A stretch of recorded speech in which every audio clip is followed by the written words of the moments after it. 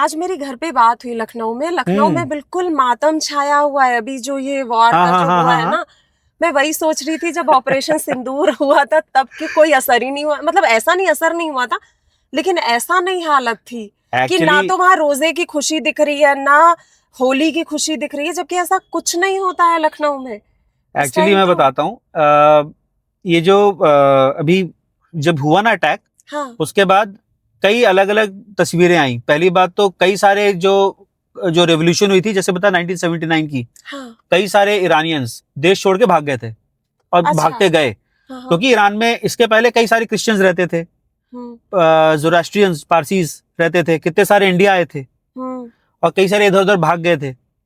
अब वो सारे के वहां पे तो काफी खुशी मनाई जा रही है कि ये मर गया सुप्रीम लीडर खामेनी, ठीक है, बहुत खुशी मनाई जा रही है।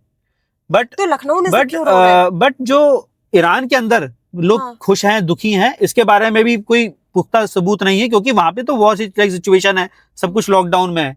हालांकि अभी कुछ महीनों पहले जब वहां पे भी प्रोटेस्ट हो रहे थे, तो वहीं की पुलिस ने करीबन सैकड़ों हजारों ईरानियंस को मारा है, ठीक है। और वहां पे मारते हैं जैसे चाइना में अपने लोगों को मार देते हैं प्रोटेस्ट करने पे। एक औरत थी, वो इसलिए मर गई कि वहां पे औरतों को इसलिए अरेस्ट कर लेते हैं कि अगर उनके सर पे अगर वो नहीं है, पर्दा नहीं है, उनका सर बाल दिख रहे हैं। ये तो ऐसा कहाँ पे होता है? ईरान में हो जाता है, मार देते हैं, मार नहीं देते, अरेस्ट कर लेते हैं, सजा मिलती है। अगर अब वो लड़की थी, उसको डिटेन कर रखा था, उसको एकदम से हार्ट अटैक हुआ या उसको कुछ इस तरह का हुआ, वो मर गई। महिसा अमीनी नाम था उसका। उसके बाद प्रोटेस्ट चालू हुए थे इस चीजों पे, और प्रोटेस्ट चालू हुए तो वक्त बहुत ब्रूटल है वहां पे। जब प्रोटेस्ट होता है तो बहुत ब्रूटल रिस्पॉन्स आता है पुलिस का, IRGC है जो वहां की, और वहां की जो आर्मी, इन सबका बहुत ब्रूटल रिस्पॉन्स आता है। तो वहां पे अभी क्या सूरत हाल है इसके बारे में पता नहीं, बट ये पता है कि पाकिस्तान और इंडिया में बहुत प्रोटेस्ट हुए हैं। पाकिस्तान में तो प्रोटेस्ट इस लेवल तक गए कि US जो कॉन्सुलेट है उसके ऊपर अटैक किया वहां के लोग, पाकिस्तानियों ने, जो शिया मुसलमान है। और उसमें इतना ब्रूटल अटैक था, इतना वायलेंट अटैक था कि उन लोगों को सेल्फ डिफेंस में अमेरिकन को गोली चलानी पड़ी, जिसमें 8 पाकिस्तानी मर गए, ठीक है। और इंडिया में तुमने जैसे बोला, इंडिया में 2 जगह मेनली प्रोटेस्ट हुए हैं। एक कश्मीर में हुए, कश्मीर वैली में, जहां पे काफी नंबर में शियाज हैं, और दूसरा लखनऊ में, जो कि शिया मुसलमानों के लिए बेसिकली कैपिटल है लखनऊ। हाँ, मतलब वहां पे सबसे ज्यादा उनका रूल रहा है, वहां पे सबसे ज्यादा नंबर्स में है। लेकिन एक चीज मैंने सोच रहा था कि जब पहलगाम हुआ, पहलगाम पे गोलियां, 26 इंडियंस मारे गए, दिल्ली में बॉम्ब ब्लास्ट हुआ, ठीक है, यहाँ पे जब लोग मरे, घायल हुए लाल किला के सामने, तो कोई प्रोटेस्ट मैंने देखा नहीं एज सच, कुछ भी नहीं हुआ, कुछ नहीं प्रोटेस्ट हुआ। लेकिन एक सुप्रीम लीडर ईरान में बैठा हुआ, मेरी नजर इसलिए भी गई क्योंकि लखनऊ में ना, ये जब रोजे का वक्त होता है तो पूरा शहर बहुत खूबसूरत हो जाता है।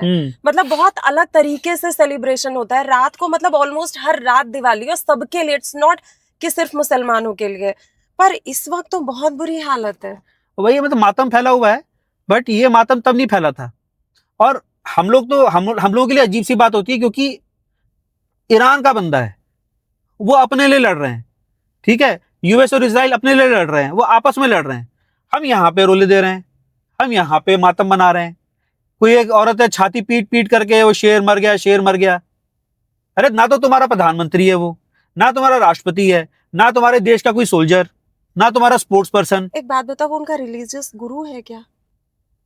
पता नहीं, रिलीजियस गुरु हिंदुइज्म में होता है ना, ये तो क्रिश्चियनिटी में होता है, भी हो सकता है, होता ठीक है। आप मुसलमानों में तो जहां तक मुझे आइडिया है, अल्लाह के ऊपर कोई नहीं है, और अल्लाह के नीचे सिर्फ रसूल पाक है मोहम्मद। मुस्लिम्स में दे बिलीव कि सिर्फ अल्लाह है ना, सिर्फ अल्लाह है, अल्लाह और उनके वो मोहम्मद है पैगंबर, ठीक है। उसके नीचे कुरान शरीफ, और बाकी चीजों की तो कोई रेलेवेंस नहीं है। फॉलोअर्स और गुरु, ये प्रथा तो हिंदुओं, ये तो हिंदुओं में है ना, बाकी चीजों में तो रेलेवेंस है। फिर आप लोगों को इतना दुख क्यों हो रहा है? वेरी स्ट्रेंज, बहुत अजीब सी बात लगती है, समझ नहीं आता मुझे, पर चलो